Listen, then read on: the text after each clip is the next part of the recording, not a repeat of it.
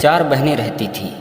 उनमें से एक का नाम भूख था, दूसरी का नाम प्यास था, तीसरी का नाम नीत था और चौथी का नाम आशा था।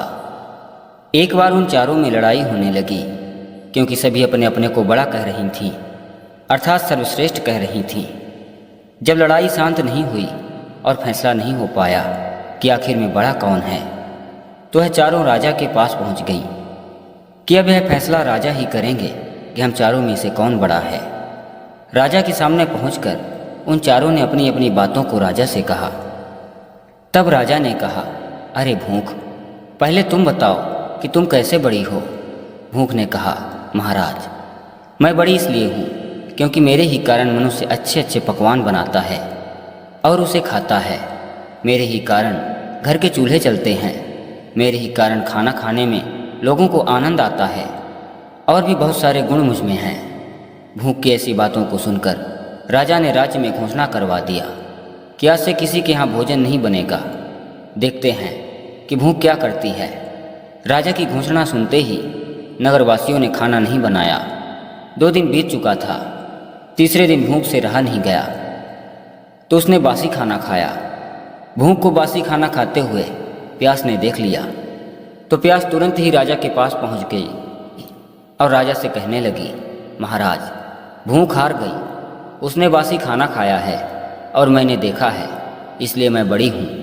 राजा ने सिपाहियों द्वारा भूख को अपने पास बुलवाया और सच का पता लगाया। फिर राजा ने प्यास से कहा कि हे प्यास, मैं कैसे मानूं कि तुम बड़ी हो।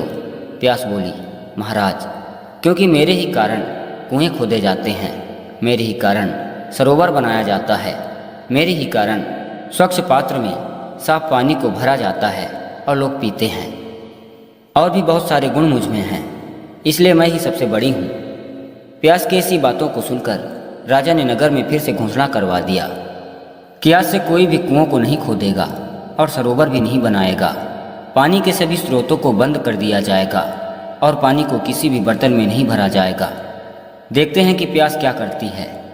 2-3 दिन ऐसे ही चलता रहा, पर उसके बाद प्यास से भी रहा नहीं गया तो उसने एक गंदे मैले गड्ढे से पानी पिया। प्यास को ऐसा करते हुए नीत ने देखा तो नीत दौड़ती हुई राजा के पास गई और राजा से बोली, महाराज, प्यास हार गई। मैंने प्यास को गंदे और मैले गड्ढे से पानी पीते हुए देखा है। राजा ने अपने सिपाहियों को भेजकर प्यास को बुलवाया और सच्चाई का पता लगाया। तब नीत ने राजा से कहा, महाराज, इसीलिए मैं बड़ी हूँ। राजा ने कहा, मैं कैसे मान लूँ कि तुम बड़ी हो।